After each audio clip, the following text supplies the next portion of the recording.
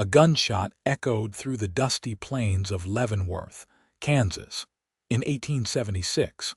But it wasn't that sound that made Willow Sullivan clutch her shawl tighter. It was the words she'd been rehearsing for days. Words that might get her thrown out of town by nightfall. The stagecoach had dropped her off just minutes ago, leaving her standing alone with a small trunk, a swollen belly hidden beneath layers of fabric, and nowhere else to go. Leavenworth bustled with activity under the midday sun.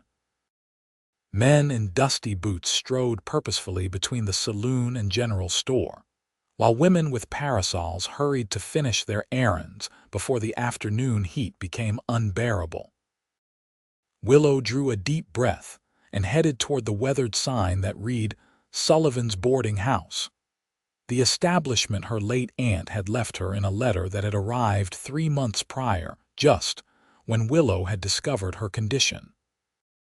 Her shoes kicked up little clouds of dust as she made her way down the main street. Eyes followed her progress. A newcomer in a small frontier town always attracted attention. Willow kept her head high despite the weight of their stares. At 24, she was no longer a girl who could be easily intimidated, though the circumstances that had brought her west would scandalize even the most liberal of minds back in Boston. "Need help with that trunk, madam?" A deep voice startled her from behind. Willow turned to find herself face to face with a tall man wearing a worn Stetson pulled low over his eyes. His shoulders were broad, his skin tanned from years under the western sun. When he tipped his hat back, she saw eyes the color of a summer storm gray with hints of blue. "Thank you, but I can manage," she replied, though her arms already ached from dragging the heavy trunk. "No offense intended, madam, but that trunk looks mighty heavy for anyone, let alone." His eyes flickered briefly to her midsection before returning to her face with practiced discretion. "I'm headed that way myself." Willow hesitated, then nodded. "I'm looking for Sullivan's boarding house." A smile broke across his weathered face. "Old Maggie Sullivan's place. I heard she passed. You family, her niece. I've inherited the establishment." He whistled low. "That's a bit of news. Folks been wondering what would happen to the place." He extended his hand. "Garrett Xavier, most just call me Gar. Willow Sullivan." She placed her gloved hand in his briefly, feeling calluses through the thin fabric. With seemingly no effort, Garrett hoisted her trunk onto one shoulder. "Well, Miss Sullivan, welcome to Leavenworth. Town's grown some since the railroad came through, but we're still the kind of place where everybody knows everybody's business by sundown." "I'm counting on at least a day's grace period," Willow replied dryly. Garrett chuckled as they walked. "The way folks are watching us right now, I'd say you have until supper time at best." They continued in companionable silence for a few minutes. The boarding house appeared around the corner, a 2-story structure with faded blue paint and a wide front porch. It looked older than Willow had imagined, but solid, with bright curtains visible through clean windows. "Your aunt ran a respectable place," Garrett said as they approached. "Best beds in town, according to the travelers. Fair prices, too. Did you know her well?" Everyone knew Maggie. She wasn't one to suffer fools, but she'd give the shirt off her back to anyone truly in need. He set the trunk down on the porch. "She's missed around here." Willow felt a pang of regret that she'd never known her aunt beyond a few childhood memories and occasional letters. "Thank you for your help, Mr. Xavier." "Gar," he corrected. "And it was no trouble at all." He hesitated. "If you need anything, I'm just down at the livery stable most days. Own it with my brother." Willow nodded, fishing in her reticule for the key mentioned in her aunt's letter. As she unlocked the door, she was aware of Garrett still standing there, hat in hand. "Miss Sullivan," he said finally, "Leavenworth can be a hard place for someone alone. If you need any help getting settled, there's folks here who'd be glad to assist. Your aunt had many friends." "Thank you." I appreciate the kindness, but I've managed on my own for some time now. She offered him a small smile. Good day, Mr. Xavier. Inside, the boarding house was eerily quiet. Willow moved through the front parlor, trailing her fingers over the furniture. Everything was neat, but showed signs of disuse. According to the letter, the last boarders had checked out shortly before her aunt's passing, and no one had been in residence since. Willow made her way upstairs to what must have been her aunt's bedroom, the largest room with a view of the street. She sat heavily on the bed, finally allowing her hand to rest on her growing belly. "Well, little one," she whispered, "we've made it this far." The following days passed in a flurry of activity as Willow cleaned and prepared the boarding house to reopen. News of her arrival spread quickly, and several townswomen made courtesy calls, their eyes invariably straying to her midsection when they thought she wasn't looking. Willow had taken to wearing looser dresses, but she knew it was only a matter of time before speculation became certainty.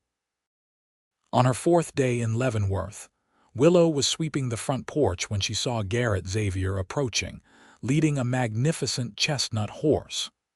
"Miss Sullivan," he called, touching the brim of his hat. "Thought you might like to know there's a family coming in on tomorrow's stage looking for lodging. The Hendersons' husband, wife, 2 children. They're opening a photography studio." "How do you know this?" Willow asked, leaning on her broom. "Telegraph operator's my cousin." Garrett shrugged. "Not much happens around here that I don't hear about." "I see." Willow considered this information. "I appreciate the notice. I'll prepare rooms for them." Garrett nodded, patting his horse's neck. "This is Rusty, by the way, best cutting horse in the county." "He's beautiful," Willow said, genuinely admiring the animal's glossy coat. "Would you like to pet him?" "He's gentle as a lamb." Willow hesitated, then set her broom aside and descended the porch steps. She approached carefully, holding out her hand. Rusty snuffled at her palm, then nudged her affectionately. "He likes you," Garrett said, his voice warm with approval. "I grew up around horses," Willow admitted. "My father kept several before." She trailed off, not wanting to delve into her history. "Before you came west," Garrett supplied. "Yes," Willow stepped back, suddenly aware of how close they were standing. "Mr. Xavier, Gar," he corrected again. "Gar," she conceded. "I'm sure you've heard the whispers by now." His eyes met hers steadily. "Folks do talk." "And what do they say about me?" "That Maggie Sullivan's niece is carrying a child and no husband in sight." His directness surprised her. "But they also say you've worked from sunup to sundown getting that boarding house in order, and that you declined Mrs. Peterson's offer to introduce you to her bachelor son." Despite herself, Willow laughed. "He was at least 60, Garrett grinned. 65 come August, but who's counting?"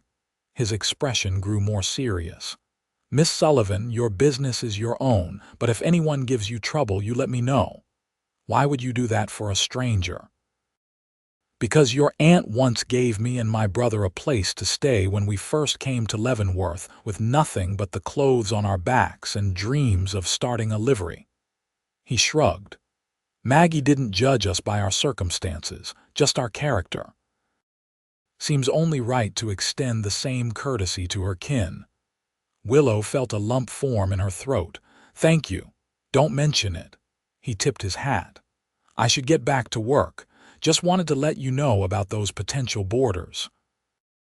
As promised, the Henderson family arrived the next day, bringing life back to the quiet boarding house. Mrs. Henderson, a plump, pleasant woman with 3 children rather than the 2 Garrett had mentioned, seemed oblivious to Willow's condition and chatted amicably about their journey from Ohio. More boarders followed over the next 2 weeks: a land surveyor, a young schoolteacher assigned to the town's growing population, and an elderly couple waiting for their new home to be completed on the outskirts of town. Willow found herself busy from dawn until well after dusk, cooking, cleaning, and managing the accounts. Garrett stopped by regularly, sometimes with information about incoming travelers, other times with small offerings, fresh eggs from a farmer he knew, a basket of apples, once even a rocking chair he'd noticed at an estate sale. "My brother thought I'd lost my mind hauling this thing across town," he said as he positioned the chair in the parlor, "but it seemed right for the place." Willow ran her hand over the smooth wood. "It's perfect, but I can't accept." "It's not for you," Garrett interrupted with a teasing smile. "It's for the boarding house. Business investment, you might say. Comfortable guests stay longer." She knew it was an excuse, but she accepted it with a grateful nod. That evening, after her boarders had retired, Willow sat in the rocking chair, sewing by lamplight. The baby kicked vigorously, and she paused to press her hand against the movement. "You're going to be a strong one," she murmured. A knock at the front door startled her. It was nearly 10 o'clock, far too late for casual callers. Cautiously, Willow set aside her sewing and went to the door. "Who is it?" she called. "It's Gar." Relief washed over her as she opened the door. Garrett stood on the porch, hat in hand, looking unusually somber. "I apologize for the late hour," he said, "but I thought you should know there's a man in town asking questions about you." Willow felt the blood drain from her face. "What sort of man?" "Eastern clothes, expensive. Says he's looking for a woman named Willow who might have come west recently." Garrett watched her reaction carefully. "He's at the hotel. Did he give a name?" Her voice sounded distant to her own ears. "James Pierce." The name hit Willow like a physical blow. She gripped the doorframe to steady herself. "You know him," Garrett observed. "Yes." Willow's mind raced. He's the father of my child." Garrett's expression didn't change. "I see." "No, you don't." Willow glanced over her shoulder, ensuring none of her boarders were within earshot. "He's a married man. His wife is the daughter of my father's business partner. I was their children's governess." Understanding dawned in Garrett's eyes. "And when he discovered your condition, he offered money to take care of the problem." Willow's voice was bitter. "When I refused, he threatened to have me committed to an asylum. Said he would claim I had tried to seduce him, that I was delusional. His wife was visiting relatives at the time, but she would be home within the week. I took what savings I had and fled Boston that night. And now he's found you. It appears so." Willow wrapped her arms protectively around herself. "I cannot go back, Gar. I will not." Garrett's jaw tightened. "No one's taking you anywhere you don't want to go." He thought for a moment. "Does he know what you look like? I mean, would he recognize you on sight?"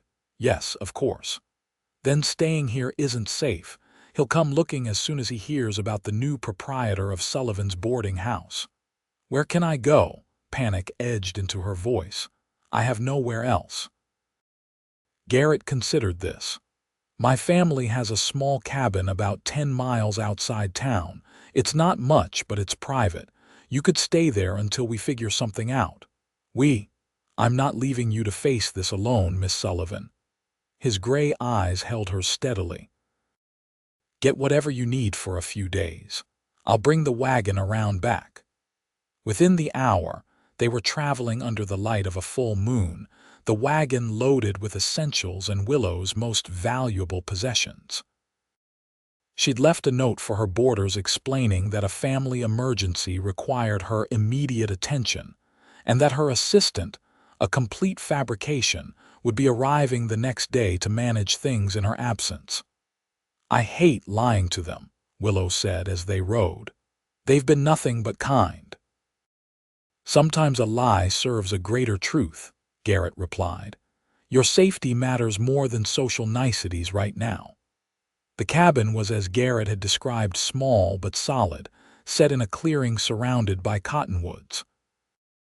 Inside was sparse but clean, with a stone fireplace, a table with 2 chairs, and a bed in the corner. "My brother and I built it when we first came west," Garrett explained as he lit the lamps. "Before we saved enough to buy the livery. Now we use it mostly during hunting season." "It's perfect," Willow said, meaning it. After the chaos of the evening, the quiet simplicity of the cabin was comforting. Garrett built a fire while Willow unpacked the food they'd brought. They shared a simple meal of bread, cheese, and cold chicken, neither speaking much. The reality of her situation weighed heavily on Willow's mind. "What will you do?" Garrett finally asked. "I don't know." Willow stared into the flames. "I spent everything I had to get here to start over. The boarding house is all I have now." "You have options," Garrett said carefully. "You could sell the boarding house, move further west, and live how? With a child?" "No," Willow shook her head firmly. "I'm done running." "Then we face him directly." Garrett's voice was calm but resolute. "Make it clear that his presence isn't welcome, that there would be consequences if he tried to force you to return east. You make it sound simple." "Nothing about this is simple." He leaned forward, elbows on his knees. "But you're not alone anymore, Willow." It was the first time he'd used her given name, and something in his tone made her look up sharply. The intensity in his gaze took her breath away. "Why are you helping me?" she whispered. "Because it's the right thing to do," he paused. "And because in the weeks since you arrived, I've come to care about what happens to you, to both of you." His eyes dropped briefly to her belly before meeting hers again. Willow felt warmth spread through her chest, a sensation she hadn't experienced in a very long time. "I've come to care about you too," she admitted softly. A log shifted in the fire, sending sparks up the chimney. The moment stretched between them, full of unspoken possibilities. "You should get some rest," Garrett finally said, standing. "Take the bed, I'll sleep by the fire." Willow wanted to protest, but exhaustion suddenly overwhelmed her. She nodded and moved to the bed in the corner, removing only her shoes before lying down. From beneath the quilt, she watched as Garrett arranged a bedroll near the hearth. "Gar," she called softly. He looked over. "Yes, thank you." His smile was gentle in the firelight. "Sleep well, Willow." The next morning, Willow awoke to the aroma of coffee and the sound of Garrett moving quietly around the cabin. She sat up, momentarily disoriented until the events of the previous night came flooding back. "Good morning," Garrett said when he noticed she was awake. "I've got coffee and some flapjacks if you're hungry." "Starving, actually." Willow smoothed her hair, acutely aware of her rumpled appearance. "I need a moment to freshen up." After using the wash basin and combing her hair as best she could without a mirror, Willow joined Garrett at the table. He'd set out a surprisingly appetizing breakfast of flapjacks, bacon, and wild berries. "This looks wonderful," she said, sitting across from him. "I didn't know cowboys could cook." "We have our talents." He poured her a cup of coffee. "I'm heading back to town after breakfast to check on things. I need to stop by the livery anyway, and I can find out what our Mr. Pierce has been up to." "You'll be careful." "Always am." Garrett took a bite of bacon. "I've asked my brother to come by midday just to make sure everything's all right here. Will's a good man, you can trust him." Willow nodded, though the thought of meeting another person made her nervous. "What should I tell him about all this?" "As much or as little as you're comfortable with. Will's not one to pry." Garrett hesitated. "But it might help if he knew the basics, in case Pierce somehow tracks you here." "Do you think that's likely?" "No. But I don't leave things to chance, especially when they're important." After breakfast, Garrett saddled Rusty while Willow stood in the doorway of the cabin, arms wrapped around herself despite the morning warmth. "I should be back by sunset," he said, mounting up. "There's a shotgun over the door if you need it, though I don't expect trouble." "I know how to use one," Willow replied. At his raised eyebrows, she added, "My father believed in practical education for both his sons and his daughter." Garrett's smile was appreciative. "You continue to surprise me, Miss Sullivan." He tipped his hat and turned Rusty toward town. "Lock the door behind me." The hours passed slowly. Willow kept herself busy cleaning the already tidy cabin, then sat on the small porch with some mending she'd brought from the boarding house. The peaceful surroundings gradually calmed her nerves, and she found herself relaxing for the first time in months. Around noon, she heard the approach of a horse. Setting aside her sewing, Willow retreated inside and took down the shotgun, holding it ready as she peered through the window. The rider who came into view was clearly Garrett's brother. They shared the same strong build and confident posture, though Will Xavier's hair was darker, his face less weathered. He dismounted in front of the cabin and approached with his hands visible. "Miss Sullivan," he called. "It's Will Xavier, Gar's brother." Willow set the shotgun aside and opened the door. "Mr. Xavier, your brother said you might stop by." "Madam," Will removed his hat. "Just wanted to make sure you had everything you needed. Gar asked me to bring some extra provisions." He gestured to his saddlebags. "That was thoughtful. Please come in." Will Xavier proved to be as straightforward and kind as his brother, though somewhat more reserved. He declined her offer of coffee, but sat at the table while she unpacked the supplies he'd brought: more food, a few books, and a small mirror.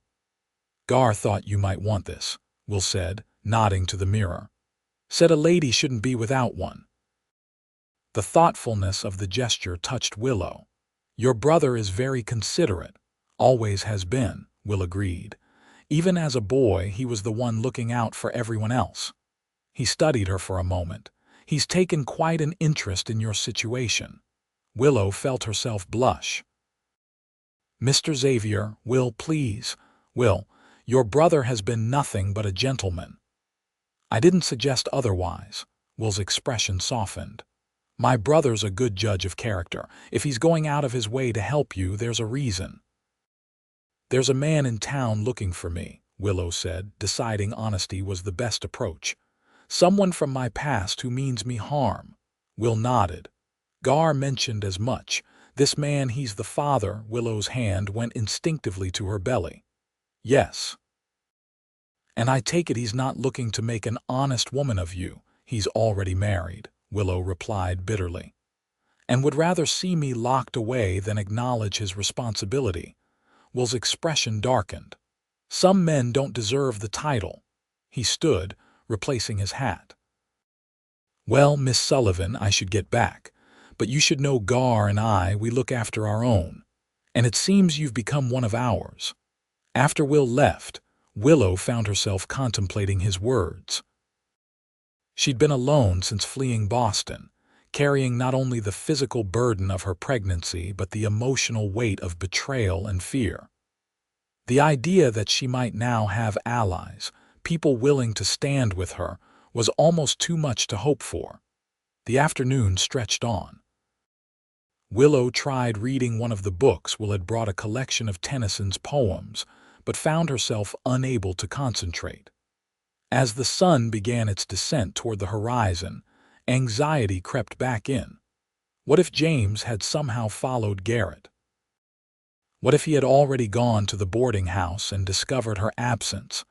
The sound of approaching hoofbeats sent her heart racing. Willow moved to the window, relief flooding through her when she recognized Garrett's broad shoulders and Rusty's distinctive gait. She opened the door as he dismounted. One look at his grim expression told her the news wasn't good. "He came to the boarding house this morning," Garrett said without preamble as he entered the cabin. "Told your boarders he was your fiancé, come to bring you home to Boston." "They didn't believe him, did they?" Mrs. Henderson was skeptical, especially when he didn't know about your aunt or how you'd come to own the boarding house. "But he's persuasive, I'll give him that. Left his card with everyone, asking them to contact him if they saw you." Willow sank into a chair, her legs suddenly weak. "What am I going to do? I can't hide here forever." Garrett knelt in front of her, taking her hands in his. "You're not hiding. You're regrouping." His eyes held her steadily. "Willow, this man Pierce, he has no legal claim on you or your child." He's counting on fear and social pressure to make you comply. It worked in Boston, she whispered. This isn't Boston. Garrett's voice was firm. You have friends here, people who'll stand with you, people like you. Willow searched his face. Especially me. He squeezed her hands gently. But we need to be smart about this. Pierce is staying at the hotel, making inquiries all over town. He's told several versions of his story. You're his fiancée, you're his confused sister, you're a servant who stole from his family. And people believe him because he's wealthy and well-spoken, Willow concluded bitterly. Some do. Others are reserving judgment. Garrett released her hands and stood. I ran into Doc Miller at the general store. Mentioned that my cousin was expecting and staying at our family cabin for a spell. If anyone asks him about a pregnant woman new to town, he'll point them to a non-existent cousin. Clever, Willow acknowledged, but temporary. It buys us time. Garrett began unpacking supplies from his saddlebags. I've been thinking about this all day. There's one way to put a definitive end to Pierce's claims on you. Which is? Garrett turned to face her, his expression uncharacteristically nervous. Marriage. Willow stared at him, certain she'd misheard. I'm sorry. If you were married, Pierce would have no grounds to pursue you. Even his story about being your fiancé would fall apart. Garrett spoke quickly, as if afraid he'd lose his nerve. It wouldn't have to be. That is, it could be an arrangement for protection, legal protection. You're proposing a marriage of convenience. Willow's voice was faint.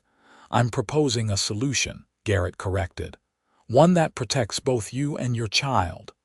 By binding yourself to a woman carrying another man's child. Willow shook her head in disbelief. Why would you do that? Garrett was silent for a long moment. When he spoke again, his voice was low. Because every child needs a father, Willow. A real one, not just someone who contributed to their creation, but someone who'll be there, who'll teach them and protect them and love them. His eyes met hers, vulnerable and honest. I would be honored to be that for your child, and for you, whatever you're willing to accept from me. Willow felt tears welling in her eyes. Gar, you don't have to answer now. He moved to the fireplace, busying himself with building a fire. It's a lot to consider, I understand that. Willow watched him, this man who had become so important to her in such a short time. His proposal wasn't born of passion or even conventional romance, yet there was something deeply romantic about it, nonetheless a willingness to commit himself to her welfare, to protect her and a child not his own. What if? She hesitated, then pressed on. What if I wanted more than an arrangement? Garrett froze, then slowly turned to face her. What are you saying? Willow stood, moving toward him with her heart pounding. I'm saying that in the weeks since I arrived in Leavenworth, you've shown me more kindness, more respect, and more genuine care than any man I've ever known. I'm saying that when you're near, I feel safe for the first time in months. I'm saying. She took a deep breath. I'm saying that I could love you, Garrett Xavier. I think perhaps I already do. The wonder that spread across his face was like the sunrise. Willow. He closed the distance between them, his hands coming up to gently frame her face. I've been falling in love with you since the day you arrived, covered in dust and still looking like the most beautiful woman I'd ever seen.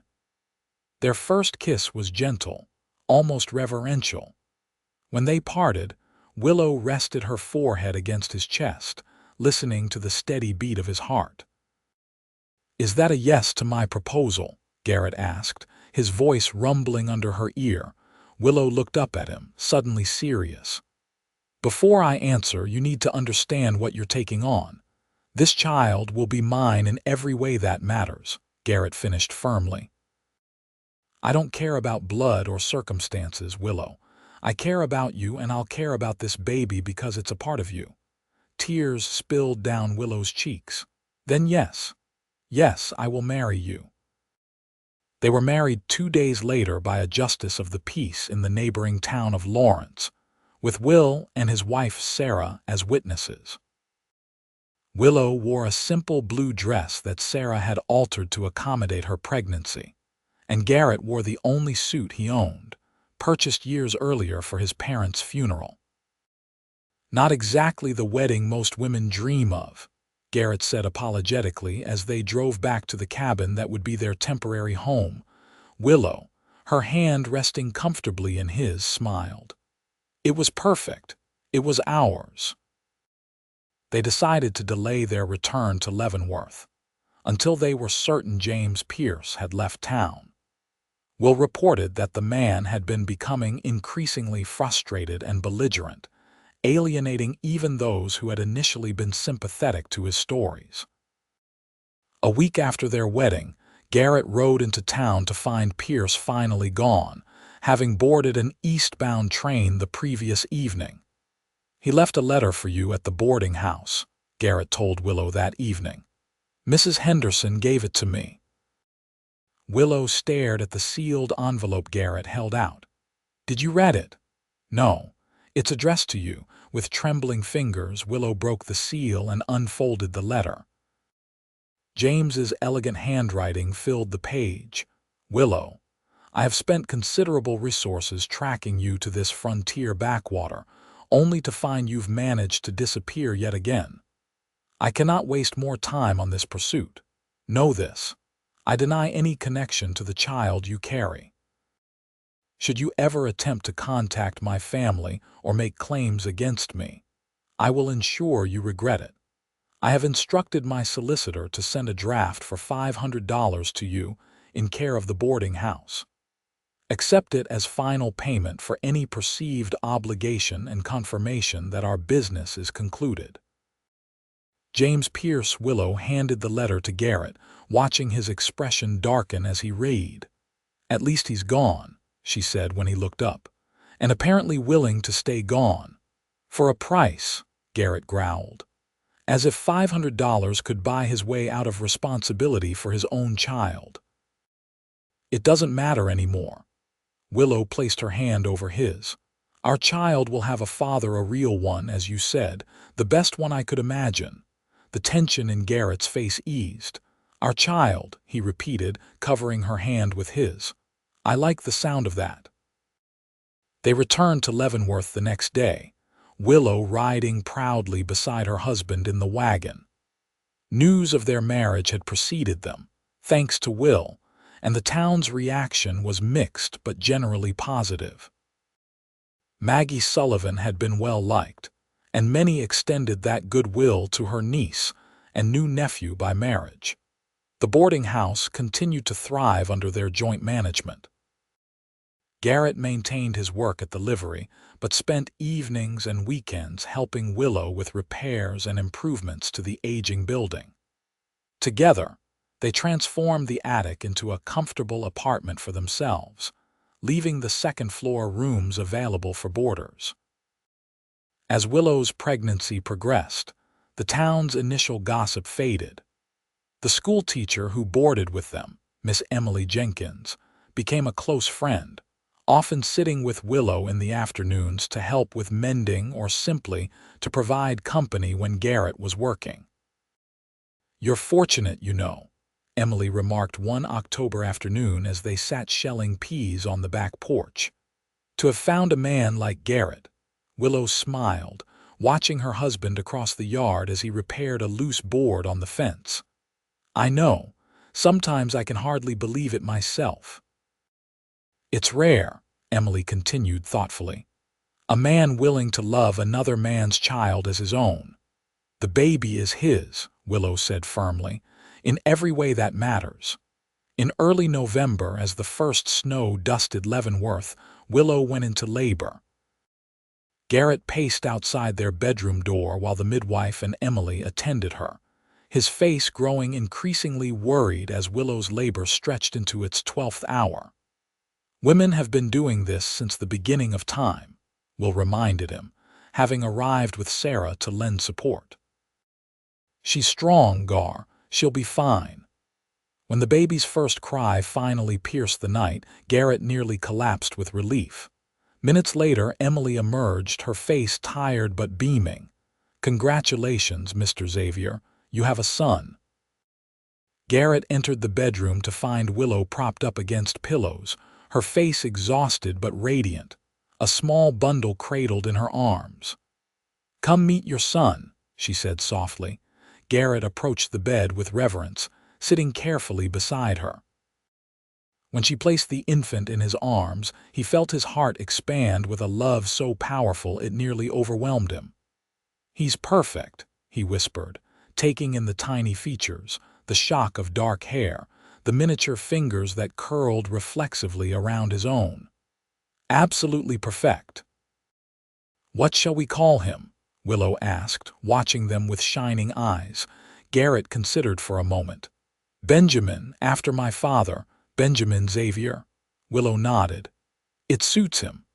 The days that followed were a blur of joy and exhaustion as they adjusted to life with a newborn. Garrett proved to be a natural father, as comfortable changing diapers as he was managing the livery. Their boarders, charmed by the new arrival, often volunteered to hold Benjamin while Willow attended to boarding house duties. As winter settled over Leavenworth, their little family established its own rhythms. Evenings found them in their attic apartment, Garrett often reading aloud from one of Willow's books while she nursed Benjamin. Those quiet hours, with snow falling softly outside their windows and the boarding house peaceful below, became Willow's most treasured times. "I never imagined this," she confessed one night as they lay in bed, Benjamin sleeping soundly in his cradle nearby. "When I left Boston, I was just running away trying to survive. I never thought I'd find this." Garrett pulled her closer, pressing a kiss to her temple. "And what is this exactly?" "Home," Willow said simply. "Family, love, all things you deserve," Garrett murmured against her hair. "As do you." Willow turned in his arms to face him. "I want you to know I've never regretted it, saying yes to you, not for a moment. Even when I track mud across your clean floors," he teased. "Even then." She smiled, tracing the line of his jaw with her fingertips. "I love you, Garrett Xavier." "And I love you, Willow Xavier." He kissed her softly. "Both of you, more than I ever thought possible." Spring brought new changes to their lives. The boarding house was consistently full, with a waiting list of potential residents. Benjamin grew rapidly, his personality emerging stubborn like his mother, curious like his father. Garrett and Will's livery business expanded, requiring them to hire additional help. In April, just as the last patches of snow were melting, Willow received a letter postmarked from Boston. She recognized the handwriting immediately as belonging to her former employer James Pierce's wife, Eleanor. "You don't have to read it," Garrett said when she showed him the unopened envelope. "I know." Willow turned the letter over in her hands. "But I think I should." The letter was brief but devastating in its revelations. "Dear Miss Sullivan, I hope this letter finds you well. It has taken me considerable time and resources to discover your whereabouts, as my husband was uncharacteristically secretive about his journey west last year. I write to inform you that James passed away last month from complications of pneumonia. In his delirium, he spoke your name and made confessions that have confirmed suspicions I long harbored about the nature of your departure from our home. I do not seek to disrupt whatever life you have built. I merely thought you should know of his passing, and that I bear you no ill will. Indeed, I find myself sympathizing with your position, having been similarly betrayed. If the child is well, I am glad of it. James was not fit to be a father to his legitimate children or otherwise. May you find peace and happiness." Eleanor Pierce Willow read the letter twice before handing it to Garrett. They sat in silence as he read it, Benjamin babbling happily on a quilt at their feet. "Are you all right?" Garrett asked finally. Willow looked at her husband, then at their son playing contentedly, unaware of the complexities surrounding his existence. "Yes," she said, realizing it was true. "I feel free, as if the last shadow has lifted." Garrett set the letter aside and took her hands in his. "You never have to worry about him again. I stopped worrying the day I married you." Willow squeezed his hands. "James Pierce may have given Benjamin life, but you're the one teaching him how to live it. You're his father in every way that matters." That summer, as Benjamin celebrated his 8th month, Willow discovered she was expecting again. When she told Garrett, his look of wonder and joy matched exactly what she felt in her own heart. "Another baby," he said, his voice thick with emotion. "Our baby." Willow wrapped her arms around his neck. "All our children will be our babies, Gar, no matter how they came to us." Their daughter, Margaret Sarah Xavier, was born the following February, a robust child with her father's gray eyes and her mother's determined spirit. Benjamin, nearly 16 months old and toddling everywhere, regarded his sister with fascinated curiosity. "Look at them," Garrett said one evening as they watched their children sleeping.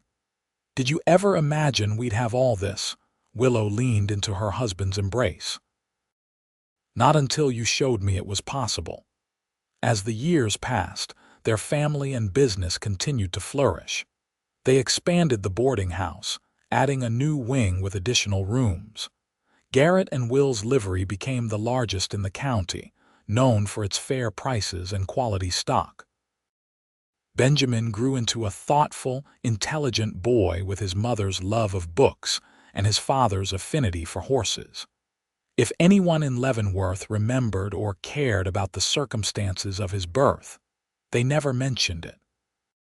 To everyone in town, he was simply Garrett Xavier's son, through and through. On Benjamin's 5th birthday, as they watched him proudly showing his little sister how to feed a carrot to a gentle mare at the livery, Willow found herself overcome with emotion. "What is it?"